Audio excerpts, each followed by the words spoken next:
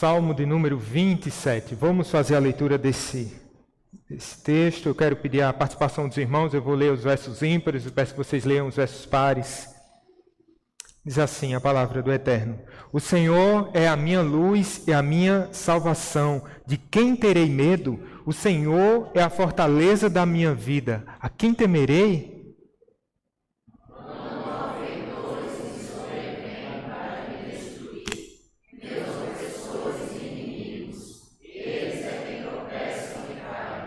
Ainda que um exército se acampe contra mim, não se atemorizará o meu coração, e se estourar contra mim a guerra, ainda assim terei confiança. Uma coisa eu peço ao Senhor, e a buscarei, que eu possa morar na casa do Senhor todos os dias da minha vida, para contemplar a beleza do Senhor e meditar no seu templo. Pois no dia da adversidade, Ele me ocultará no seu pavilhão, no recôndito do seu tabernáculo me acolherá, elevar-me-á sobre uma rocha. Agora será exaltada a minha cabeça, acima dos inimigos que me cercam. No seu tabernáculo oferecerei sacrifício de júbilo, cantarei, salmorearei ao Senhor. Ouve, Senhor, a minha voz, eu clamo. Compadece-te de mim, responde-me. Buscai a minha presença, buscarei, pois, Senhor, a tua presença. Não me escondas, Senhor, a tua face, não rejeites com ira o teu servo. Tu és o meu auxílio. Não me recuses, nem me desampares, ó Deus da minha salvação.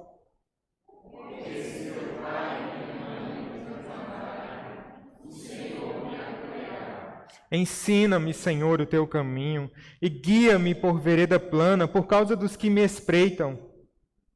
Não me deixes avocar nos meus adversários, pois contra mim se levantam falsas testemunhas, e os que só respiram por verdade. Eu creio que verei a bondade do Senhor na terra dos viventes.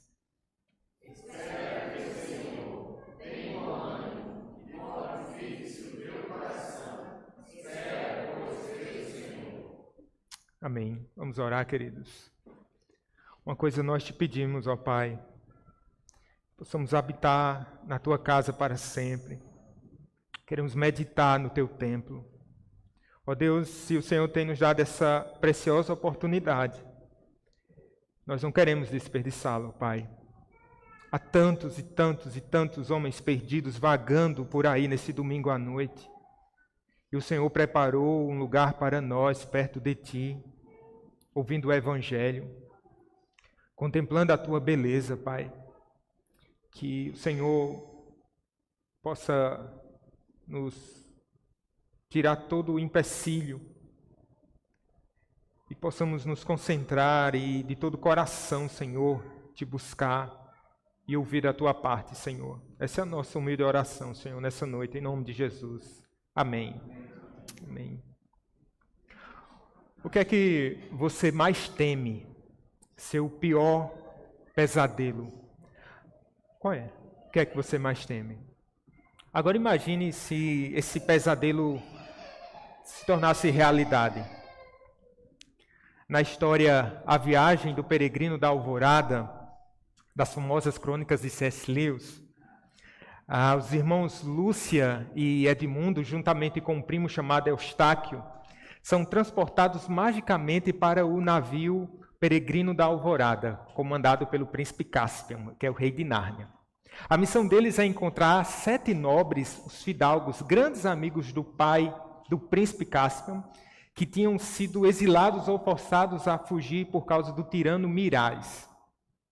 Para encontrá-los, os guerreiros narnianos terão de enfrentar vários desafios, navegando pelo grande oceano oriental, tendo de atravessar ilhas encantadas e perigosas, como a Ilha Negra. A grande magia existente naquela ilha era que lá os sonhos se tornavam realidade. E a escuridão sugeria seus piores pesadelos, que logo estavam a acontecer Porque os tripulantes que começavam a pensar nos seus pesadelos, esses pesadelos agora tinham esse potencial de se tornarem realidade. Então imagine que nesse momento, todos aqueles, o príncipe Cáspio, Edmundo, Lúcia, todos estão controlando e tentando fugir dos seus pensamentos e o mais rápido possível saírem dessa escuridão. Essa é a grande batalha deles, vivendo esse momento intenso de tribulação. Eles estão passando pela Ilha Negra. Você já passou por essa ilha, a Ilha Negra? Todo cristão ou está saindo da Ilha Negra, desse lugar onde os nossos pesadelos se tornam realidade, ou estão caminhando para a Ilha Negra.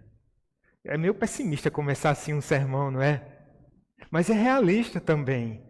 Ora, ou nós estamos saindo de uma tribulação, e você nessa noite pode estar entre esses e agora está bem tranquilo, ou então você está no meio da tormenta, passando por uma grande tribulação, ou você está nessa direção. Davi é o autor do Salmo aqui. Ele escreveu o Salmo 27, e em muitos momentos da vida de Davi, do rei, do mavioso salmista de Israel, ele passou por tribulações e por dificuldades. Passou diversas vezes pela Ilha Negra, onde a sua vida sempre estava por um triz. No começo ao final da sua vida, Davi, ele passou por tribulações e passou também por dificuldades. De modo que é até difícil a gente elencar algumas das dificuldades que o rei está passando e que motivou, de fato, a composição aqui desse Salmo de número 27. Mas eu quero fazer um exercício com vocês aqui, seguindo o fluxo desse salmo, porque nos parece que esse salmo ele está bem dividido, do verso 1 ao verso 6. É como se Davi estivesse olhando para a Ilha Negra antes de chegar até lá, olhando para a dificuldade e para a adversidade e dizendo assim: eu confio no Senhor. Porque é verdade, quando nós estamos distantes da dificuldade da ilha, nós até olhamos para ela e dizemos assim: se eu chegar lá, eu vou ser forte, corajoso. Às vezes nós olhamos até para um irmão que está do nosso lado, que está passando pela tormenta, e você fica até fazendo aquele exercício de imaginação, pensando assim: se eu estivesse passando por isso, eu acho que eu estaria bem, eu não estaria tão sofrido assim. Mas na segunda parte do Salmo, é Davi chegando à ilha. É Davi passando pela tormenta. É o dia da tribulação que chega na vida de Davi, que chega à vida do mavioso salmista de Israel. Então, eu quero seguir o fluxo natural deste salmo, que está dividido nessas duas partes, e nós queremos aprender dele, aprender de Deus por meio de Davi, por meio do Evangelho. Vamos aprender aqui, irmãos, em primeiro lugar, como agir antes que a adversidade chegue. Como nós devemos agir antes da adversidade, antes de chegarmos até lá. Davi ele começa a falar sobre quem é Deus. O Senhor é a minha luz e a minha salvação. A quem temerei? O Senhor é a fortaleza da minha vida. Né? De quem terei medo? O Senhor é a fortaleza da minha vida. A quem temerei? Pensemos que Davi agora ele começa esse salmo falando sobre quem é Deus. No seu coração há uma convicção muito forte acerca do ser de Deus. Davi ele passou por batalhas assim sangrentas. Logo no início da sua vida, do seu chamado ali, ainda na adolescência, talvez você se lembre daquela batalha mais cruenta ali com o terrível filisteu, o gigante filisteu chamado Golias, que queria destruir Israel. E chamando a batalha os israelitas, e eles estavam tremendo na base, até que esse jovenzinho, ele se levanta e cheio da coragem de Deus, ele vai enfrentar no campo de batalha esse filisteu. De fato, ele vence o grande filisteu. Mas tem outra grande batalha travada por Davi contra outro grande filisteu, agora não mais no começo, na sua adolescência, mas agora já na sua velhice. Quando, em 2 Samuel, no capítulo 21, os filisteus fazem guerra contra Israel novamente, Davi desce com seus homens, e Davi tinha ali muitos homens ao seu serviço também, lhe auxiliando, e Davi desce com seus homens, pelejam contra os filisteus, e Davi fica muito fatigado. Davi não é mais aquele adolescente, né? Eu fui jogar futebol essa semana com os irmãos, e assim eu garanti correr 15 minutos, mas eu acho que eu não cheguei a 15 minutos. Então Davi não é mais aquele jovem que tinha enfrentado Golias, assim, né? No ápice da sua juventude. E ele está fatigado.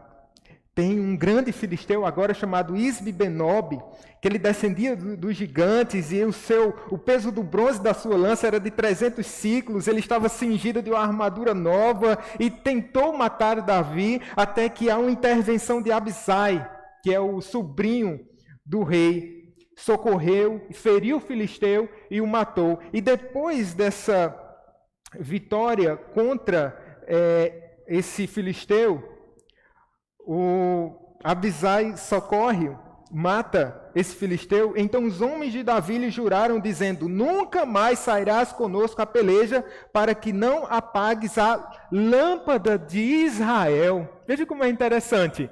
Para que não apagues a lâmpada de Israel. E aqui o salmo começa justamente dessa forma: o Senhor é a minha luz. Perceba, o Senhor é aquele que me preserva a vida. O Senhor é a minha fortaleza, o Senhor é a minha salvação. Perceba, meus irmãos, como é importante nós termos essa convicção sobre quem é o Senhor, nosso Deus. Ele é o Deus forte na batalha, Deus é um Deus presente, o seu braço é forte, Ele é o nosso escudo, Ele é o nosso amparo, Ele é a nossa fortaleza. Se você ler os Salmos de Davi, você vai perceber quantos adjetivos são elencados a esse Deus no que tange a sua proteção e o seu braço forte. Não, Davi nunca confiou no seu braço. Não é agora, na sua velhice, que ele recorre a um Deus que pode lhe dar escape, mas não, sempre, até na batalha contra o gigante Golias, ele diz: você vem a mim com toda essa parafernália, eu vou contra ti em nome do Senhor dos exércitos. Nunca foi Davi, nunca foi o seu braço, nunca foi a sua força, mas sempre foi a força do Senhor. E ele está aqui, falando quem é Deus. Desde sempre, como ungido de Israel, ele era o alvo principal dos inimigos, como representante do reino, através de quem viria o rei de Sião. E agora, sempre como esse alvo, dardos inflamados do maligno sempre teriscavam sua cabeça a todo instante. Eram inimigos de perto, inimigos de longe, mas a sua confiança permanecia firme. Ele vai dizer: ainda que um exército se acampe contra mim. O verso 2 ele vai falar: quando malfeitores me sobrevêm para me destruir, meus opressores inimigos, eles é que tropeçam e caem. Ainda que um exército se acampe contra mim, não se atemorizará o meu coração. Ele está não mostrando que há um inimigo só, mas agora incapaz de elencar quantos inimigos ele tem se levantado contra ele. Aí ele fala: ainda que um exército se levante contra mim, ainda que estoure uma guerra no meu quintal, ainda assim o meu coração não se atemorizará. A minha confiança está no Senhor, meu Deus. Na nossa vida muitas vezes é assim, né, irmãos? Depois de uma batalha, não dá aquele tempo para você descansar e logo outra batalha vem. Mal você passa de passar de uma luta, outra tribulação ainda maior quer lhe acometer. Você não tem tempo de se recuperar. Davi está aqui pensando em tantos inimigos e tantas batalhas para administrar. O apóstolo Paulo foi alguém que enfrentou muitas dificuldades e muitas tribulações também no seu ministério. Como por exemplo, quando ele navegava para Roma, lá em Atos 27 vai falar, eles estavam próximo ali a uma ilha chamada Creta. O navio em que se encontrava, ele foi açoitado por violenta tempestade no mar Mediterrâneo. Era uma tempestade chamada lá de Euroaquilão. E sendo arrastado pelo tufão, e há vários dias sem sol, nem estrelas, lá tinham mais de 200 tripulantes, mais de 200 pessoas, entre eles presos que estavam sendo transportados. Paulo era um desses. Lucas vai dizer nesse momento: dissipou-se afinal toda esperança de salvamento. Dissipou-se. Se foi toda esperança. Você está assim nessa noite? Se dissipou toda esperança? Não há mais nenhuma esperança. Mas Paulo, ele recebe essa palavra do Senhor. Ele foi visitado por um anjo. E o anjo chega para Paulo e diz assim: Paulo, não temas, Paulo. É preciso que compareças perante César. E eis que Deus, por sua graça, te deu todos quantos navegam contigo. Eita! A tempestade se acalma, né? No coração de Paulo. Porque um anjo da parte de Deus vem lhe dizer: Paulo, não temas. E aí, de fato, eles conseguem sobreviver depois de 14 dias turbulentos no navio. Finalmente o navio encalha na ilha de Malta. Os bárbaros vêm receber aquele pessoal, fazem lá uma fogueira. E naquele instante, uma serpente venenosa se enrosca no braço de Paulo. E as pessoas ficam olhando, os bárbaros ficam olhando, dizendo assim: não é possível? De novo? O que foi que aconteceu com ele?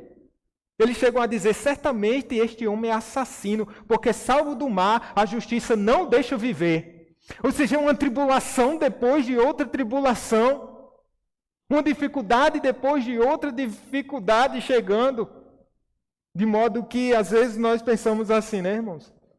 Senhor, será que eu sou um assassino? O que foi que eu fiz? Não tente fazer essa pergunta. Porque de fato não somos merecedores da graça de Deus, mas da sua ira.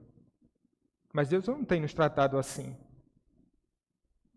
Veja, emboscadas, ataques, Davi está lidando com isso. E qual a resposta dele?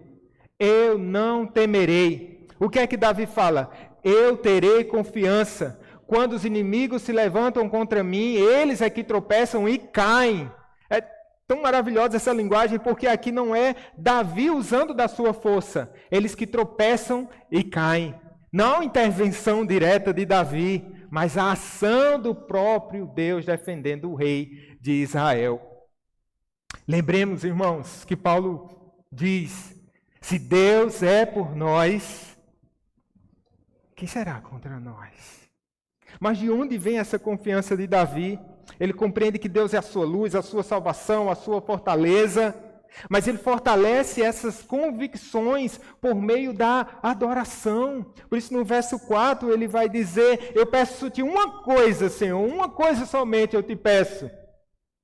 Que eu possa morar na tua casa para sempre.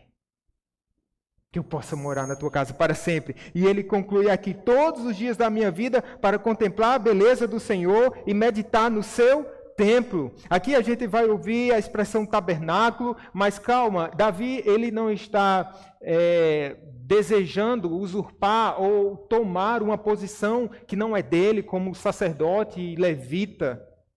Isso estava resguardado lá, a tribo de Levi, alguns escolhidos da tribo de Levi. Portanto, meus irmãos, aqui a gente deve interpretar a linguagem de maneira figurada, como um nobre desejo de desfrutar uma comunhão contínua com Deus, a fim de adorar a sua glória e discernir sua vontade, como diz John Stott. Eu quero contemplar a tua beleza. É isso que o rei quer. Esse é o desejo dele, ver a beleza do Senhor. Irmãos, eu já fui visitar o castelo de Brenan, lá em Recife. Talvez você já tenha ido, um lugar fabuloso. E eu fiquei deslumbrado lá. Mas Davi, ele vivia num palácio. O que é que pode ser belo aos olhos de um rei? O que é que pode ser glorioso aos olhos de um rei? Algo belo. A beleza do Senhor. E o desejo de Davi aqui, ele não pede que Deus extermine os seus inimigos, mas ele pede uma coisa só, mostrando a primazia e a prioridade da sua vida. Ele quer contemplar a beleza do Senhor. E vejam, meus irmãos, como é importante isso. Certamente, sua casa seja um lugar bem adornado, muito mais belo do que esse templo improvisado com odiosas colunas. Um irmão disse um dia desses que tinha vontade de demolir essas colunas aqui. Não faça isso, né? Senão seríamos aí como Sansão, né? Destruindo as colunas, nós iríamos sucumbir. Mas por que vir a esse lugar de adoração? Deixa eu lhe perguntar, sinceramente, você consegue ver a beleza do Senhor aqui? Você consegue ver a beleza de Deus no culto? É mais fácil ver a feiura, né? Das paredes ou algum ruído na comunhão, ou alguma coisa que não está dando certo. Eu sei, são tantos barulhos internos e externos que a gente tem de lidar, mas faça essa oração, meu querido. Senhor, deixa-me ver a tua beleza essa noite. Enquanto te adoramos, Senhor, se eu conseguir ver a tua beleza, Pai, a tua beleza que passa diante dos meus olhos, o Senhor que se revela a nós, é o irmão que está do seu lado, que chegou aqui completamente quebrado, mas ele tem um salmo de louvor nos seus lábios. É um povo que não era, mas agora é. Era um povo perdido, mas que foi achado. É uma palavra que é capaz de trazer vida e vida em abundância. Eu estava meditando nesse texto, eu estava me lembrando, meu Deus, foi por meio desse evangelho que eu fui chamado à salvação. Meu Deus, eu já vi coisas tão preciosas da tua parte, ó Deus. Meu Deus, o Senhor continua sendo belo. Se eu não estou vendo a tua beleza, o problema está nos meus olhos e no meu coração. Eu pergunto a você, meu querido irmão, você tem conseguido enxergar a beleza desse Deus triuno, que se revela por meio dos sacramentos? Nessa manhã nós tivemos uma festa. Enquanto estávamos no momento de adoração, eu orava a Deus dizendo, Senhor, deixa-me ver a tua beleza, por favor. Porque muitas vezes somos roubados. Se você não contempla a beleza do Senhor, você está pensando na feiura dos seus dias, das lutas horrendas e das batalhas. Meus queridos irmãos, deixemos as nossas espadas de lado por um instante e contemplemos a beleza desse Deus glorioso que se revela de uma maneira tão simples, mas tão singular. Que cada momento, querido, seja preciosíssimo para nós e que não seja desperdiçado. Como é que Davi aproveita, se deleita na presença de Deus? Ele disse, eu quero contemplar a tua beleza, eu quero enxergar a tua beleza, ó Pai. Senhor, eu quero meditar no seu templo, Pai.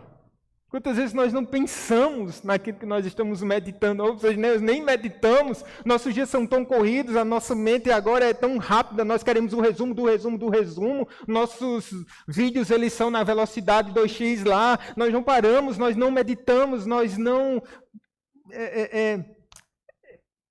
ficamos com a palavra de Deus no nosso coração, ruminando.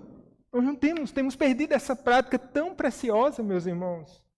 O que é que Davi está dizendo? Eu quero contemplar, eu quero meditar. Ele vai dizer, eu quero oferecer sacrifício de júbilo, eu quero cantar, eu quero salmodiar ao Senhor. Aqui nós temos um culto, aqui nós temos uma liturgia. E depois ele vai dizer, Senhor, eu não sou digno. Aqui há contrição, aqui há um homem se deleitando na presença de um Deus vivo e poderoso e glorioso. Ah, sim, o Senhor, ele passa no meio dos candeeiros. Como João vai usar na linguagem de Apocalipse, ele está aqui nesse lugar.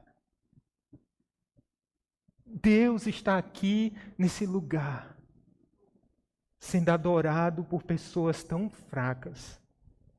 Deus está aqui nesse lugar, nos visitando com o seu doce e bom Espírito. Ah, eu quero ver mais dessa beleza do Senhor. Ah, você quer contemplar mais da beleza do Senhor? Então peça! É simples assim, Senhor, eu te peço isso. Às vezes nós chegamos no culto tão atabalhoados, né? Com a cabeça em outro lugar. E você já experimentou dizer isso? Senhor, eu te peço uma coisa. Deixa-me contemplar a tua beleza. Ah, meu irmão, você não está podendo vir à igreja. Você está passando por alguma dificuldade, alguma aflição. Nós só estamos aqui na igreja aos domingos, de fato. Mas que pela manhã, ao dobrar dos seus joelhos, você possa dizer, Senhor, deixa-me contemplar a tua beleza. Lá fora há um leão para ser destruído. Mas deixa-me contemplar a tua beleza, Senhor. Deixa-me viver na tua presença. E como é que Davi sai do culto? Ele sai, agora será exaltada a minha cabeça acima dos inimigos que me cercam. Sim, aqueles que se apropriam, aqueles que se aproveitam, aqueles que se deleitam da presença de Deus, eles saem daqui extasiados. Senhor, agora será exaltada a minha cabeça acima dos inimigos que me cercam. É dessa forma que devemos sair da casa, da presença do Deus vivo. Efusivos, alimentados, animados, é bom que seja assim. Mas sabe, meus irmãos, enquanto estamos nesse intervalo entre uma ilha e outra, esse momento de adoração serve-nos de fortalecimento. Sim, porque Davi está dizendo aqui, pois no dia da adversidade ele me ocultará no seu pavilhão, o Senhor vai me esconder, no recôndito do seu tabernáculo me acolherá. Olha que coisa preciosa, nos tempos de Davi, quando um soldado estava ferido, ele era recolhido e ele era trazido para o pavilhão. Talvez na sua linguagem esteja aí um pavilhão. E ali ele era tratado. E ali as suas feridas eram curadas. O que é que Deus está fazendo conosco? Se não nos curando, se não nos renovando as forças e a fé. No recôndito do seu tabernáculo ele vai me acolher. E no final ele diz assim, elevar-me-á sobre uma rocha. Você pode dizer nessa noite, se a sua confiança está em Cristo Jesus, você pode dizer, Senhor, Tu és a minha rocha. O chão pode se tremer, a terra pode se abrir, mas o Senhor coloca os meus pés, firma os meus pés sobre uma rocha. Veja, a melhor forma de se preparar para a segunda-feira ou para as lutas da semana não é somente descansando no domingo, mas cultuando a Deus. Às vezes a gente pensa lá, né? Chegou o sábado, a sexta-feira, eita, domingo eu vou descansar. E talvez você seja tentado assim, eita, estou tão cansado, Deus me conhece, eu preciso descansar mais um pouquinho para enfrentar a segunda-feira. Mas é nesse ato de cansaço mesmo, e talvez você esteja cansado, você não conseguiu tirar aquele cochilo depois do almoço hoje, né? Você está cansado, quebrado. Mas você, pela fé, sairá daqui renovado, pela força do Senhor. Veja, aqui está a primeira parte desse salmo. Davi está olhando para a adversidade e dizendo assim, Senhor é a minha confiança, eu não temerei. Talvez você se identifique com Davi olhando para a tribulação e para a adversidade de longe, antes de chegar à Ilha Negra, você olha, eu tenho confiança nesse Deus, eu tenho tantos anos de fé, né? Ou Davi poderia até se gabar, eu sou o rei de Israel, enfim. Mas agora chegou a adversidade. E como agir quando a adversidade surge? Ouve, Senhor, a minha voz, eu clamo, compadece de mim, responde-me. Há uma diferença tão gritante entre essas duas partes dos salmos, que alguns estudiosos vão dizer que eles são dois salmos distintos, ou que foram escritos por pessoas diferentes. Mas você sabe que na nossa vida há essa gangorra mesmo, né? Um dia nós estamos fortes, um dia nós estamos orando de pé, e no outro dia a gente está ajoelhado ali. Davi está aqui orando ao Senhor, agora diante da calamidade, gritando ao Senhor, compadece-te de mim, responde-me, ajuda-me, ó Deus meu. Agora é hora do teste para Davi. Se Deus é a sua luz, se Deus é a sua salvação, se o Deus é o seu socorro, agora aquilo que Davi estava proferindo e cantando, agora é hora dessa fé ser testada, ser provada. Na Idade Média se dizia que, sobre as navegações, se queres aprender a orar, faze-te ao mar. Se queres aprender a orar, faze-te ao mar. Davi já ora, essa primeira parte ele está em oração, mas na segunda ele está em contrição. Ou, na verdade, ele está numa súplica. Seus inimigos em potencial agora são reais. Os que se levantavam contra ele agora já estão de pé. Ele disse, se os inimigos se levantarem contra mim, eles vão tropeçar e cair. É, Davi. No verso 12 ele diz, pois contra mim se levantam falsas testemunhas e que só respiram crueldade.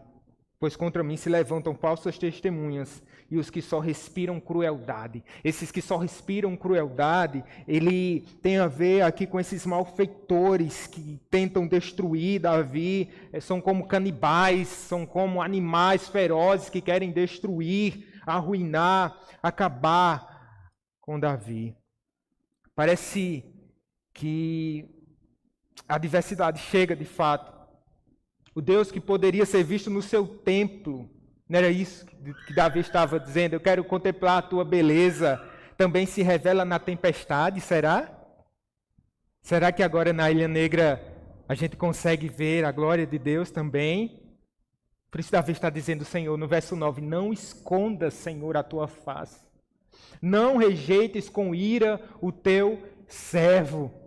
A diferença é gritante. Na hora ele sabe, eu não serei destruído. Se Deus é por nós, quem será contra nós? E agora ele diz, Senhor, não se esconda de mim, Senhor, não esconda a tua face, não rejeites com ira teu servo. Parece que estamos de fato diante de outro Davi. E porque ele fala da ira de Deus, ele sabia que era amado. Nós vimos aqui no estudo, né, do livro, quando os problemas aparecem, né? Os problemas aparecem, um capítulo falando sobre Davi, tem uma parte lá que o Philip Reich, né? Ele vai falar que Davi era amado, né? Sim, se ele é amado, o que é que está acontecendo agora com Davi? É porque na hora da dor, irmãos, parece que Deus está irado contra nós mesmo. Nosso coração fica meio confuso, né? Pensamos, pronto, agora Deus vai me destruir. Porque, veja, em última instância, Davi sabe que nenhum inimigo pode lhe abater, se Deus não permitir. Mas ele também sabe que Deus pode permitir a sua destruição, sendo um Deus soberano. E talvez aqui, a depender do momento da vida de Davi, será que tinha alguma coisa a ver com o momento em que ele cai em pecado? E que de alguma forma ele tinha que recorrer cada vez mais à graça de Deus. E quando num momento de vacilo e de dificuldade, diz, Senhor, por que o Senhor está irado contra mim? Não esconda a tua face, não me rejeite. E ele vai dizer, não rejeite teu servo. Não me recuses nem me desampares, ó Deus da minha salvação. Ó Deus da minha salvação. Há uma convicção que permanece em Davi. Mesmo com todas as dificuldades, toda a confusão no meio da tribulação. Porque ele continua dizendo e confiando em Deus como sendo a sua salvação. Essa é a convicção. Deus não te abandonou, meu querido irmão, se você está pensando assim. Mas será que Deus está irado contra mim? Nenhuma condenação há para quem está em Cristo Jesus. Você está em Cristo Jesus. A ira do Pai já recaiu sobre o Filho. E Ele pagou pelos nossos pecados. E agora você pode descansar com essa certeza. Leia o verso 10. Leia agora o verso 10. Porque se meu Pai...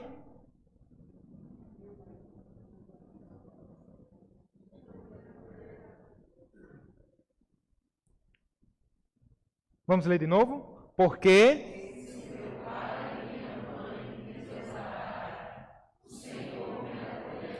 leia de novo, por favor.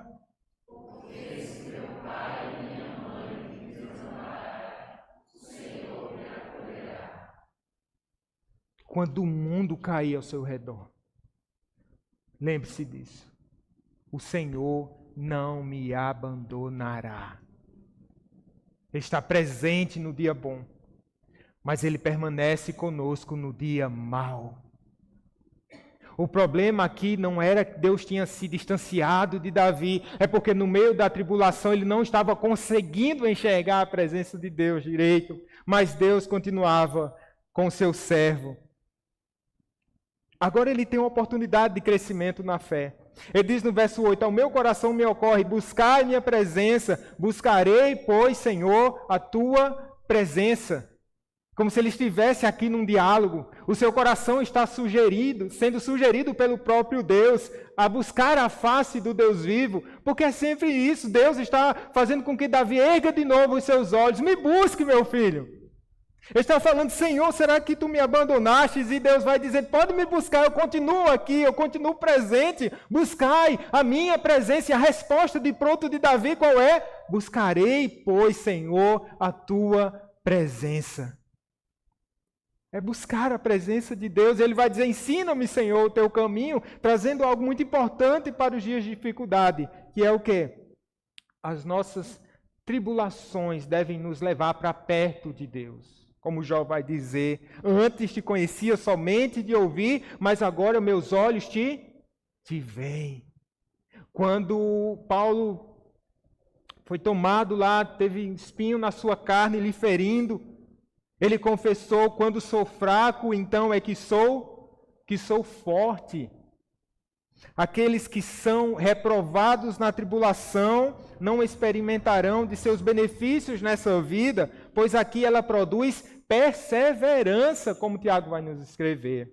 Nem na vindoura. Vocês não sabem que nossa fé, apurada pelo fogo da provação, redundará em louvor, glória e honra na revelação de Jesus Cristo? Pedro vai nos lembrar. Ou seja, durante esse momento de tribulação, Deus tem algo precioso a nos ensinar. Você tem aprendido da parte de Deus o dia mau? Se todas as coisas cooperam para o nosso bem, o dia mau coopera para o seu bem. Se todas as coisas cooperam para o nosso bem, a crise coopera para o nosso bem. Se todas as coisas cooperam para o meu bem, a doença, a enfermidade, ela coopera para o meu bem. Se todas as coisas cooperam para o meu bem, o desemprego também coopera para o meu bem. Todas as coisas cooperam para o bem daqueles que amam a Deus. Você tem aprendido isso, meu irmão?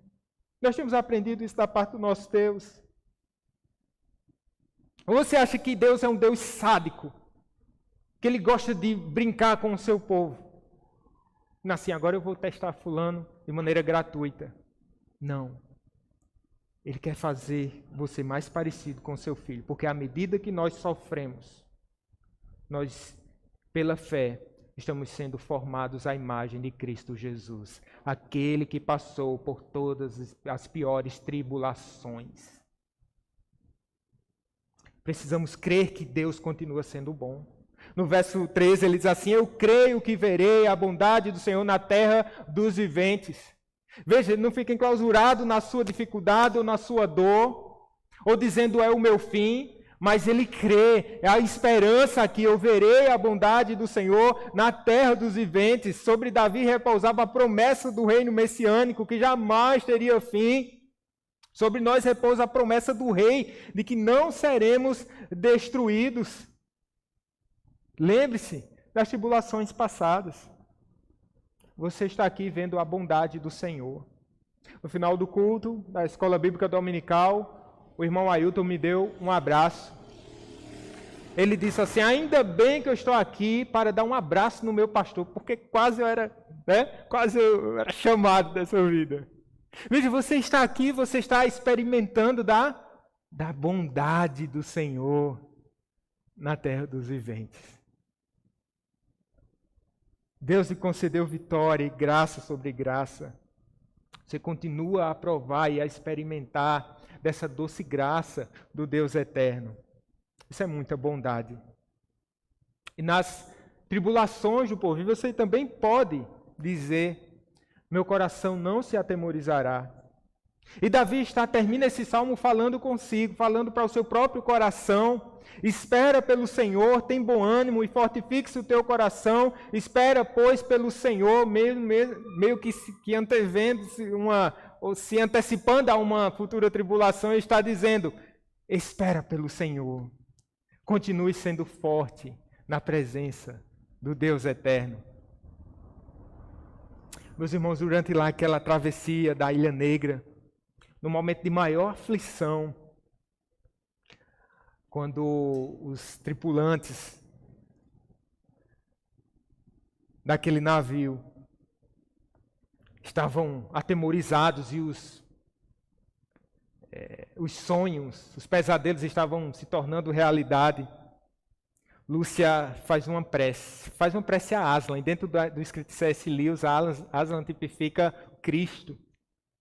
Aslan, ela ora no meio da tempestade. Aslan, se é verdade que alguma vez nos amou, ajude-nos agora. No meio da tribulação você pode dizer: Senhor Jesus, se é verdade que o Senhor nos amou, ajuda-nos mais uma vez nesse instante. No escrito de Lewis vai dizer que a escuridão não diminuiu, mas Lúcia começou a se sentir um pouquinho melhor. Logo depois disso, os ocupantes do navio começaram a ver uma tênue luz que começou a ficar cada vez mais forte. Era um albatroz, uma ave que se aproximava deles. E ela falou alguma coisa, o albatroz falou algo que os demais não conseguiram entender, mas Lúcia conseguiu entender. Ela viu que era a voz de Aslan. E a voz dizia assim: coragem, querida. E a voz de Aslan e o seu hálito suave roçou-lhe a face. Dali em diante se dissipou as trevas e fez luz. O que é que a gente faz no meio da tormenta e da tribulação? Podemos fazer como Davi, se prostrar diante do Deus vivo e clamar: Senhor, socorre-me. E você não precisa dizer se é verdade que o Senhor nos amou, mas você pode afirmar: é verdade que o Senhor nos amou, porque o Senhor se entregou por mim na cruz do Calvário. Ajuda-me, Senhor, venha me socorrer, ó meu Pai. Você não precisa temer seus piores pesadelos. A pior coisa que pode acontecer na sua vida, e você fica tentando tirar da sua mente, não é? Eita, se eu perder o emprego, os boletos, meu pai. E se meu filho ficar doente? Meu Deus, eu já não tenho uma saúde nem para cuidar de mim, vou cuidar do outro. Meu Deus, e quando a minha velhice chegar? Oh, meu Deus, e as tribulações e os pesadelos vão sendo antecipados na sua mente. Querido, você não tem o que temer, porque você é totalmente amado por Deus. Ele prometeu estar contigo todos os dias da sua vida. Já não há nenhuma condenação para você. Coragem. Você já se alimentou da palavra nessa noite? Você já ofereceu sacrifícios de louvor a Deus? Você já meditou no templo do Senhor?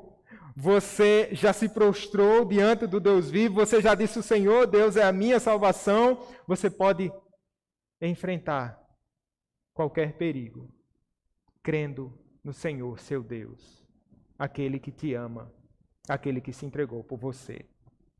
Quando passares pela ilha negra, cante um louvor ao seu Deus. Ele estará sempre a uma oração de distância, que quando o dia mau chegar, ele te encontre ajoelhado.